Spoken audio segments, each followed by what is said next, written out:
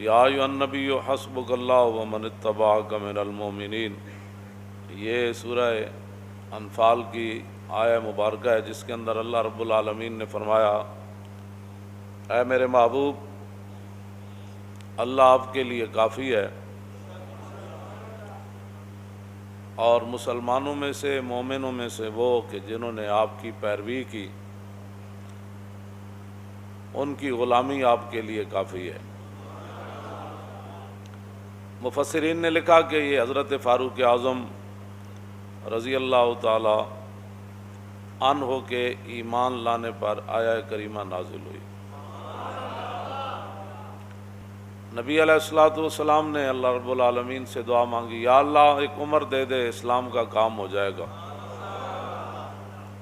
اللہم اعز الاسلام بعمر ابن الخطاب۔ قیامت تک کوئی بھونکتا رہے، کسی کے بھونکنے سے کیا ہوگا؟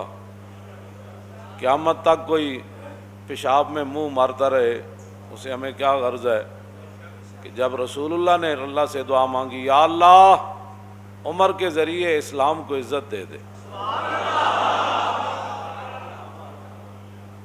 ما فشاند نور وساگ آؤ آؤ کند، ہر کسے بر خلقت خود می دند۔ پوری دنیا اور زمین آسمان اور کائنات کا ہر ذرہ حضرت عمر کو جانتا ہے، ان کی غلامی کو بھی جانتا ہے، رسول اللہ کے ساتھ وفاداری کو بھی جانتا ہے، اور رسول اللہ کے دین کا جو انہوں نے کام کیا ساری دنیا جانتی ہے، پہاڑ بھی جانتے ہیں، اور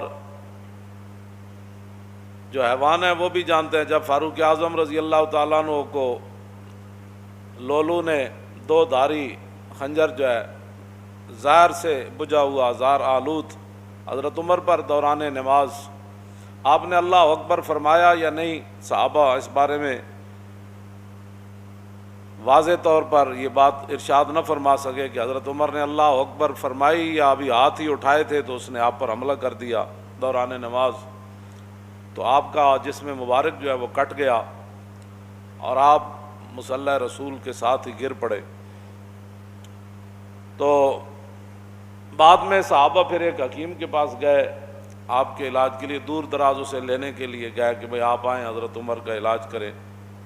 جب وہ حکیم صاحب صحابہ کے ساتھ آ رہے تھے تو راستے میں کہنے لگے میں واپس جا رہا ہوں، حضرت عمر کا تو وصال ہو گیا ہے۔ وہ کہنے لگے آپ کو کیسے پتہ؟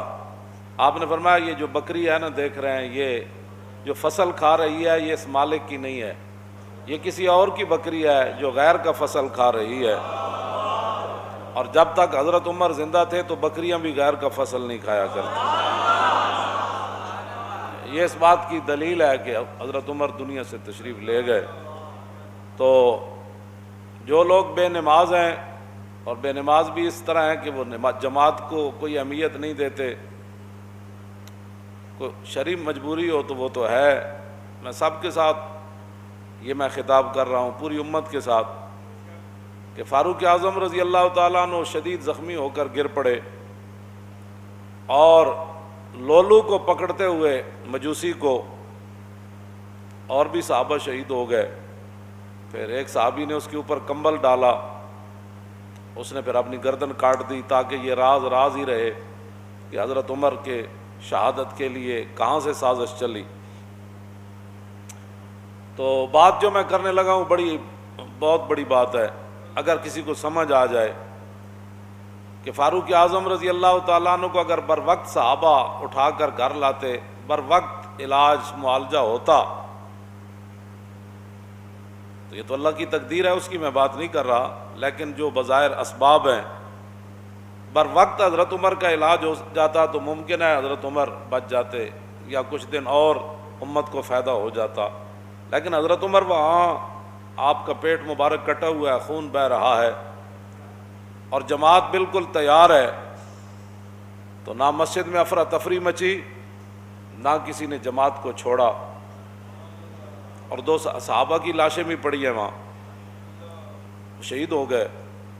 لیکن حضرت عمر نے عبد الرحمن بن عوف صحابی رسول کو فرمایا کہ آپ کھڑے ہو جائیں، مجھے یہیں زخمی رہنے دیں، آپ نماز باجماعت پڑھائیں۔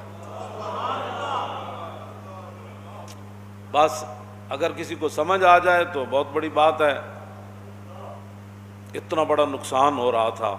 لیکن حضرت عمر نے فرمایا نہیں، جو رسول اللہ راہ دے کر گئے نا، نماز پڑھائیں آپ۔ حضرت عمر ساتھ خون بہہ رہا ہے اور صحابہ کی لاشیں بھی پڑی ہوئی ہیں، لیکن جماعت نہیں چھوڑی گئی۔ اور آج مسلمان ہر چیز چھوڑ کر جو ہے وہ چاہتے ہیں کہ مسلمانوں کو عزت ملے، ایسے نہیں ہوگا، ایسے نہیں ہوگا۔ انہی راستوں پر چلیں گے تو عزت بنے گی۔ باطل نظریات اور باطل فلسفوں پر اسلام کی عمارت کبھی بھی تعمیر نہیں ہوگی، چاہے وہ سارا پاکستان ہی یونیورسٹیاں بن جائے اور ساری تسبیح لے کر بیٹھ جائیں، ایسے کبھی بھی نہیں ہوگا۔ راستے وہی ہیں جن پر صحابہ چلے، مستند راستے وہی مانے گئے جن سے ہو کر تیرے دیوانے، بس۔ اور لوٹ آئے جتنے فرزانے گئے اور تاب و منزل صرف دیوانے گئے۔ مستند راستے وہی مانے گئے۔